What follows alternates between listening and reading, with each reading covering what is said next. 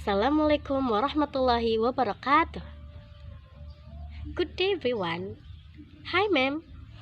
Hi, friends. In this video, I will explain about social linguistic. What is social linguistic? Let's see the video. Language in social linguistic approach. Social linguistic approaches allow us to study the impact of social factors on cognitive processes as the result in the acquisition of a new linguistic system. Social linguistics is a well-established branch of linguistics that focuses on the study of the impact. Give the definition of social linguistics in different perspectives. According to Yasmin 2013, defines social linguistics as the science that investigates the aim and function of language in society. It attempts to explain how language differs from one context to another across geographical borders and how people in one context communicate with people in other contexts. For example, non-native and native speaker, natives, and so on. According to SAL 2012, social linguistics is the interaction between language, culture, and society. Depending on the focus virtually, any study of language implicates a social connection because without this human component, language itself would not exist. The language is linked to the interaction between language and culture. According to Dow 2010, the study of language in relation to its social-cultural context.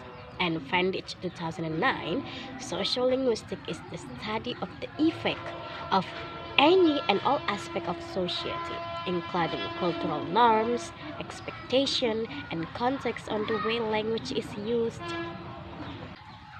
Language and social phenomena. According to Spolky 2010, social linguistics is the study of the link between language and society, of language variation and attitudes about language. It is supported by Hudson 1996, defined as a study of the relationship between language and social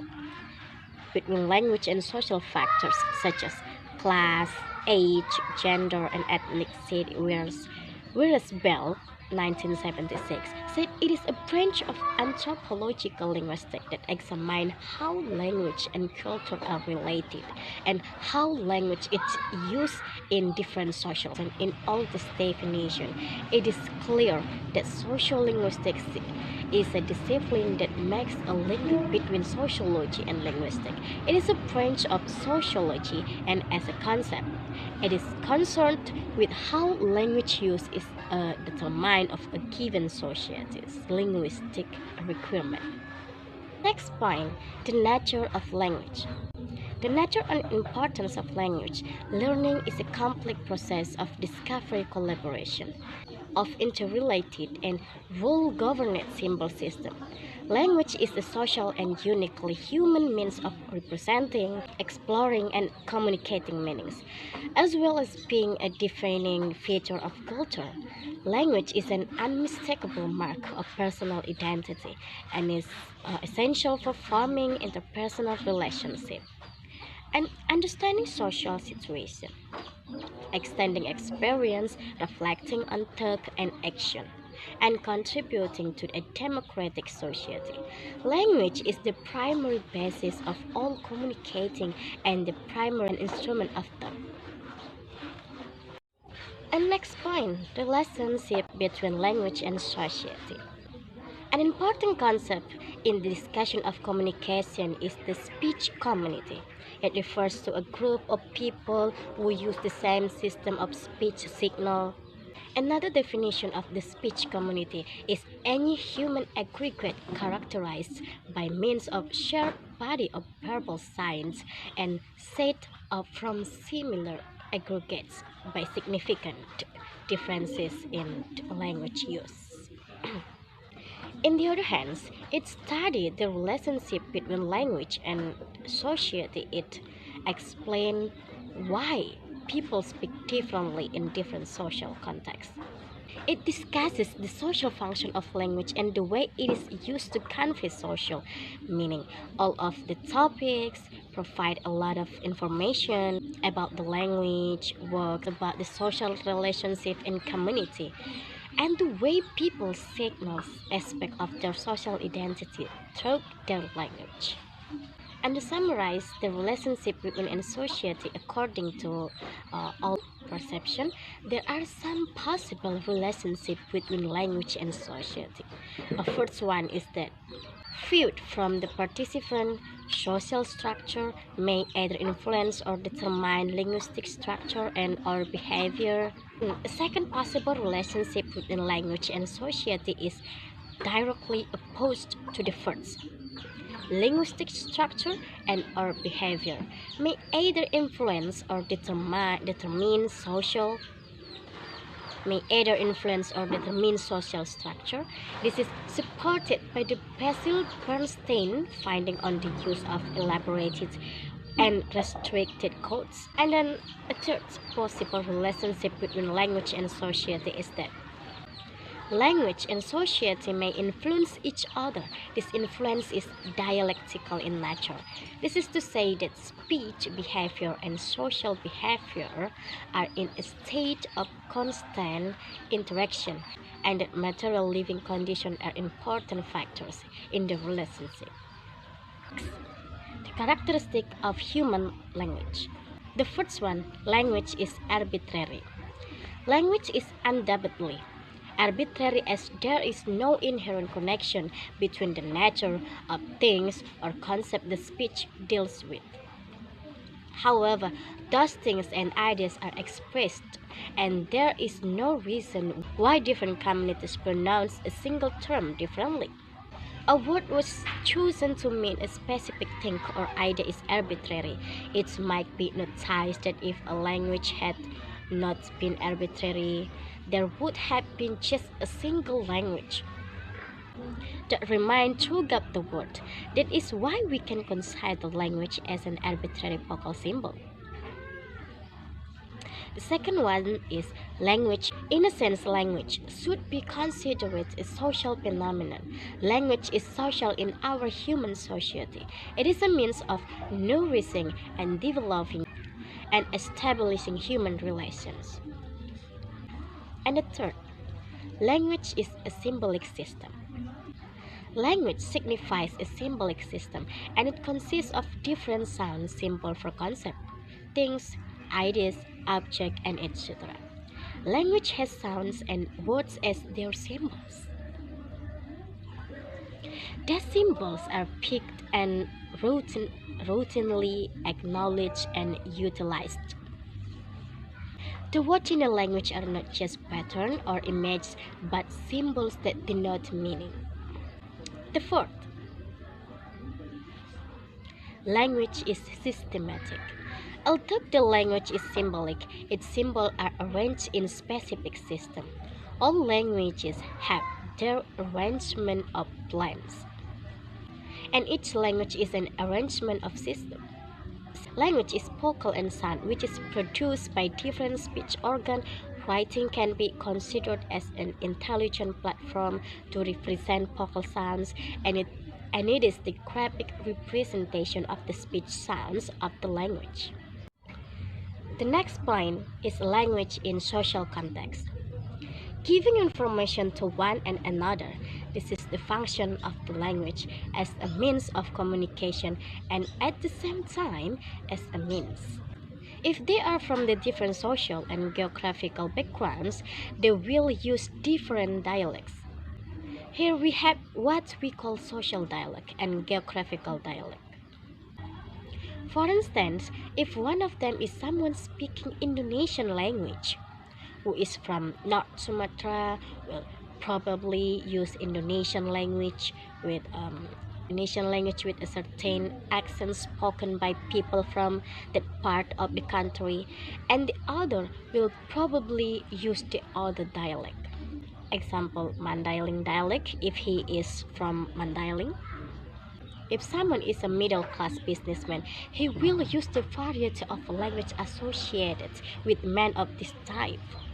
a situation in which there are at least two languages are used is known as a declassic situation. A person having mastered of two languages and using them alternately is known as bilingual speaker, and the master of two or more languages by the individual speaker is known as bilingualism. Let's move to the next point, the variation of language.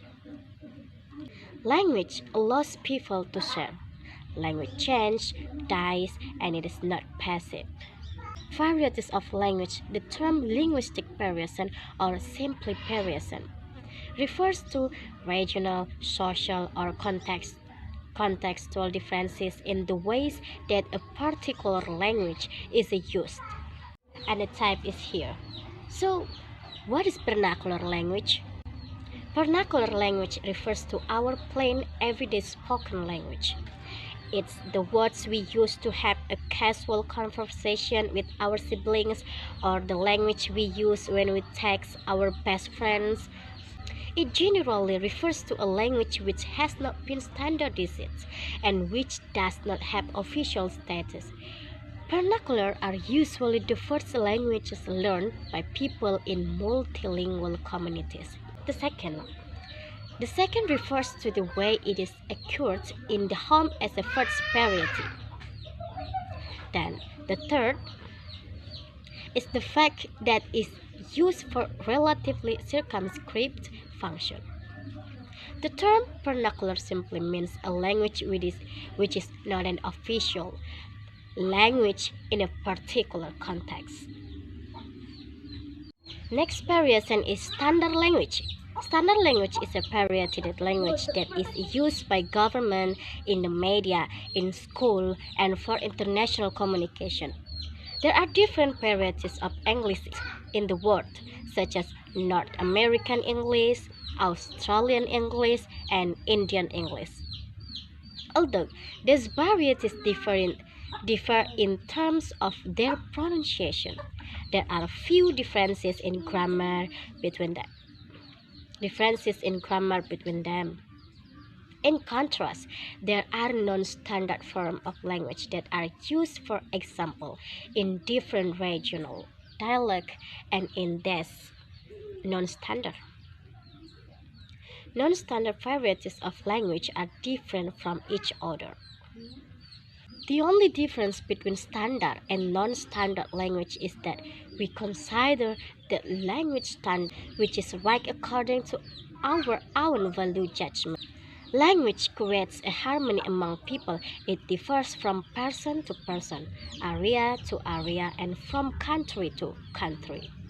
Next, language changes after every 10 miles. Language is binary. It can combine or divide people.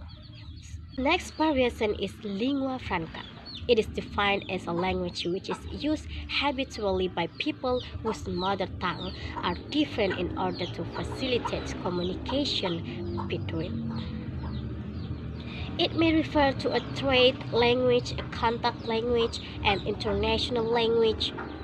It is a language which has developed in response to the needs of the people. It is an auxiliary language, for example, Urdu in Pakistan and Swahili in East Africa. English is what lingua franca followed by French. Lingua francas may be spoken in different ways. They are not only spoken differently in different places, but individual speakers vary widely in their ability to use language. Next variation is Pidgin.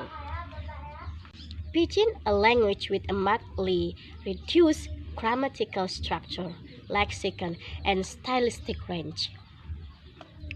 Formed by two mutually unintelligible speech communities, a pidgin is a new language which develops in situations where speakers of different languages need to communicate but don't share a common language.